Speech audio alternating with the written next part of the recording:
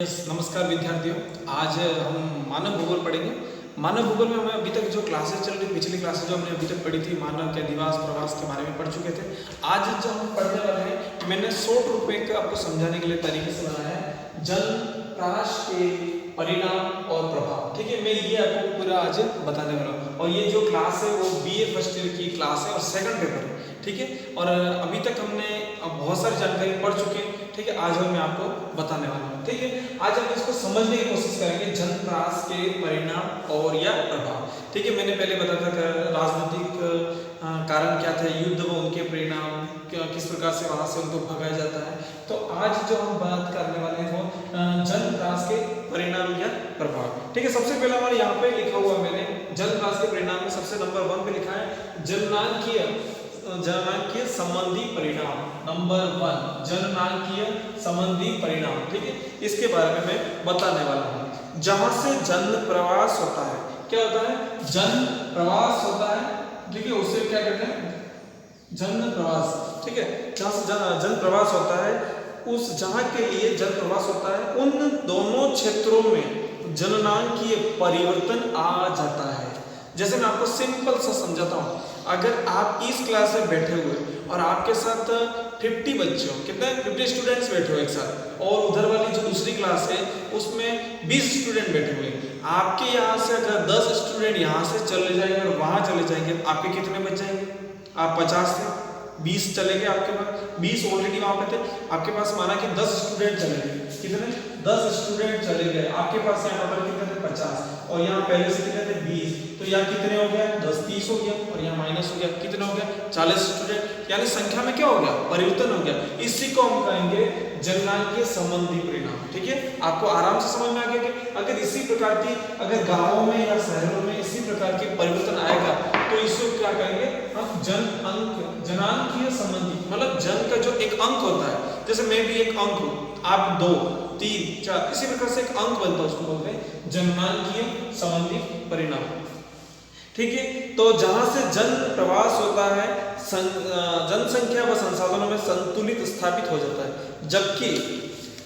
जबकि प्रवास वाले क्षेत्रों में आर्थिक व सामाजिक संतुलन बिगड़ जाता है। क्या होता है? सामाजिक संतुलन बिगड़ जाता है। मैंने जैसे एक और एग्जांपल देता हूँ, अगर आपने जैसे आपकी कहीं, जैसे किसी शादी हो रही हो, किसी बारात जा रही हो, और आपने वहाँ पे सूचना पहुँचाई कि हम 100 लोग आएंगे, और गलती से आप 200 लोग चले गए, तो सामने वाले के ऊपर क्या हो गया? आर्थिक और सामाजिक की समस्या आ गई, क्योंकि उनको इतनी व्यवस्था करनी पड़ेगी, खाना बनाना पड़ेगा, व्यवस्था करनी पड़ेगी, कहाँ बिठाएंगे, कहाँ रहना पड़ेगा, कहाँ पे क्या प्रकार, तो बहुत सारे प्रकार की ये समस्या जाती है। इसी प्रकार की अगर एक गांव के 500 लोग भी कहीं जाकर टिक जाते हैं दूसरे गांव में, तो उनके सामने भी एक समस्या हो जाती है, जननांकीय आर्थिक सामाजिक कई प्रकार की समस्याओं का सामना करना पड़ता है।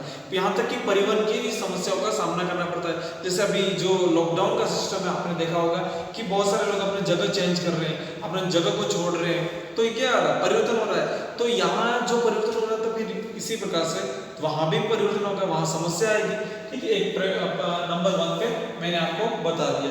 नंबर 2 है यहाँ पे दोहिक परिणाम। क्या होगा? दोहिक परिणाम।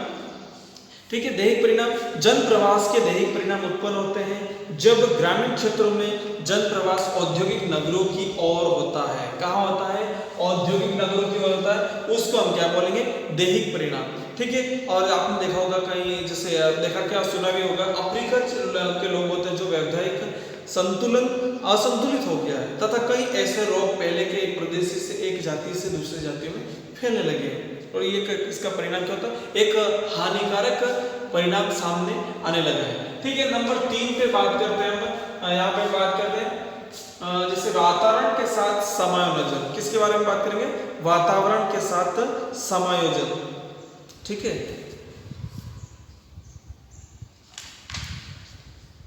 हाँ, हम जैसे बात करते हैं यहाँ पे वातावरण।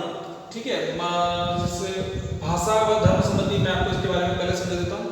भाषा व संबंधी, तो जन प्रवास में भाषा और धर्म संबंधी समस्या भी उत्पन्न हो जाती है। जब बड़े समूह में जन प्रवास होता है, तो ऐसे लोग दूसरे अपनी भाषा का भी परिवर्तन सामने देखने को मिलता है। जैसे मैं आपको बता दूं, अगर कर्नाटक में या फिर तमिलनाडु में अगर जन प्रवास होता है, या वहाँ के लोग अगर राजस्थान में आके रहने लग जाए हजारों की संख्या में, और किसी एक क्षेत्र में रहते हैं, तो वहाँ की जो भाषा है और यहाँ की भाषा, रात दिन का अंतर होता है कि वहाँ के लोग यहाँ की भाषा को नहीं समझ पाएंगे और वहाँ के लोग यहाँ की, इसी प्रकार से क्या हो जाएगा, एक असंतुलित हो जाएगा।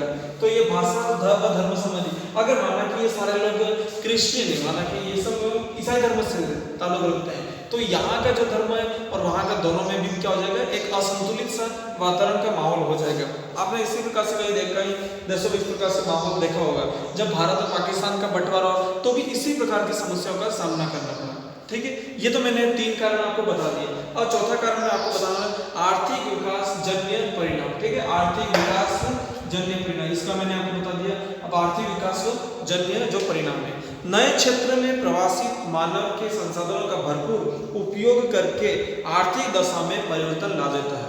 जैसे संयुक्त राज्य अमेरिका, कनाडा, दक्षिण अमेरिका, दक्षिण अफ्रीका, ऑस्ट्रेलिया इत्यादि में यूरोपीय जो लोग हैं वहां जाकर रहने लग गए। ठीक है, ये मैंने आपको बता दिया आर्थिक विकास जन्य। कभी कभी फायदा भी होता है, कभी नुकसान भी होता है। कभी कभी ये लोग बहुत ही अच्छे बुद्धि वाले होते हैं, तो कुछ न कुछ नए तरीके से कुछ न कुछ इसी प्रकार से आविष्कार वगैरह करते हैं, तो इसमें फायदा भी मिलता है। तो तकनीकी क्षेत्र में इनको एक प्रगति का लाभ मिला है। ठीक है, आगे मैं बताने वाला हूँ जन प्रवास के वातावरण के साथ जन प्रवास के वातावरण के साथ समायोजन। ठीक है, इस पॉइंट की हम बात करते हैं और इसकी करते हैं। ठीक है, तो अवांछित व्यक्ति को पर्यावरण में समायोजन करना पड़ता है। क्या करना पड़ता है? समायोजन करना पड़ता है। लेकिन कभी कभी यह समायोजन नहीं हो पाता है। जैसे अंग्रेज उष्ण कटिबंधीय में अपने आप को समायोजित न कर सके। ठीक है, मतलब जो अंग्रेज होता है, माना कि अपने क्रिकेट टीम के जब मैच खेलने आते हैं ना, इंग्लैंड के खिलाड़ी अगर अपने यहाँ पे गर्मी के दिनों में अगर मैच खेला जाए तो नहीं खेलते। क्यों? क्योंकि वहाँ की जलवायु का असर और यहाँ की जलवायु का रात दिन का अंतर होता है। इसी प्रकार से अगर वेस्ट इंडीज के जो लोग हैं, वेस्ट इंडीज के लोग हैं या अफ्रीका के लोग हैं, उनको अगर हिमालय पर्वत क्षेत्र में भेज दे या ठंडे इलाके में या साइबेरिया के भागों में भेज दे, तो वो वहाँ पे नहीं रह पाएंगे, क्योंकि वहाँ समायोजन वो नहीं कर पाएंगे, क्योंकि उनकी जो शारीरिक विशेषता वो उसके अनुकूल नहीं होगी, तो वो समायोजन वहाँ पे नहीं कर पाएगा। ठीक है, तो ये मैंने आपको जन प्रवास के वातावरण का जो साथ बताया मैंने आपको। अगली बात बताता मैं वसुधैव कुटुंबकम की भावना। वसुधैव कुटुंबकम यानी मेहमान का स्वागत। ठीक है, अभी क्या होता है, जन प्रवास में अंतर्राष्ट्रीय का सद्भावना बढ़ती है, एक दूसरे में सुख दुख के समझौते भी होते हैं और समझते भी हैं, और साथ साथ में पारंपरिक समस्याओं को सुलझाने में सहयोग करते हैं, और इससे विश्व के अस्तित्व को बनाए रखने में क्या एक सहायता मिलती है, मदद मिलती है। विश्व बंधुत्व, वसुधैव कुटुंबकम और ग्लोबल विलेज की भावना का विश्वास भी क्या होता है, एक मजबूत होता है। मैंने आपको बता दिया इसके बारे में। ठीक है, अब नगरों के आकार में वृद्धि। किसके बारे में? नगरों के आकार में वृद्धि। नगरों के आकार, जैसे मैं किसी छोटे इलाके में पहले 1500 लोग रहते थे, अब 500 लोग बाहर से आके और लगे, तो कितने हो गए? 2000 हो गए। इस प्रकार से कई सालों के बाद, टाइम होने के बाद वो जनसंख्या बढ़ती वहाँ बढ़ जाएगा, तो नगरों का क्या हो जाएगा, वहाँ पे आकार में क्या हो जाएगा, वृद्धि हो जाएगी, और इसी प्रकार से गांवों की तरफ और बढ़ते बढ़ते वो नगर का विकास हो जाएगा। ठीक है, इसी कहते हैं। और ये मानवता के लिए एक घातक भी होता है, और कभी कभी फायदेमंद भी होता है, कभी कभी घातक भी सिद्ध हुआ है।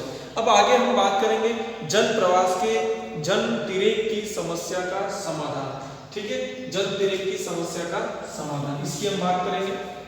तो यहाँ पर क्या होता है, जन प्रवास में कई समस्याओं का निदान स्वतः हो जाता है। आदि यूरोप में जन प्रवास नहीं हुआ होता तो वहाँ की जनसंख्या का क्या रूप होता। इसी प्रकार से उत्तरी अमेरिका, दक्षिणी अमेरिका, ऑस्ट्रेलिया, दक्षिण अफ्रीका का विकास कैसे संभव होता। आज विश्व की थोड़ी भूमि पर 10% अधिकांश 90% जनसंख्या निवास करती है। ठीक है, लैटिन अमेरिकी देशों में स्वमात्र देशों में अप्रवास की नीति समाप्त हो जाए तो वहाँ विश्व के बहुत से क्षेत्रों में अतिरिक्त जनसंख्या प्रवासित करके समस्या का समाधान किया जा सकता है। ठीक है, ये मैंने आपको जन प्रवास के परिणाम बताए और इसके प्रभाव बताए। ठीक है, अगर हम एक बार वापस इस चक्र को मैं वापस ले लेता हूँ। सबसे पहला नंबर है दोही, फिर वातावरण के साथ समायोजन, फिर वसुधैव कुटुंबकम की भावना, फिर जनतिरेक समस्या समाधान, आर्थिक विकास जन्य, भाषा व धर्म संबंधी, नगरों के आकार में वृद्धि, जनांग के संबंधी। आप ये सारे कारण या परिणाम जो भी आप याद कर सकते हो। 1 2 3 4 5 6 7 और 8 आपको याद करना है। ठीक है, बड़े प्रश्नों में पूछा जाता है परीक्षा में। ठीक है, आज की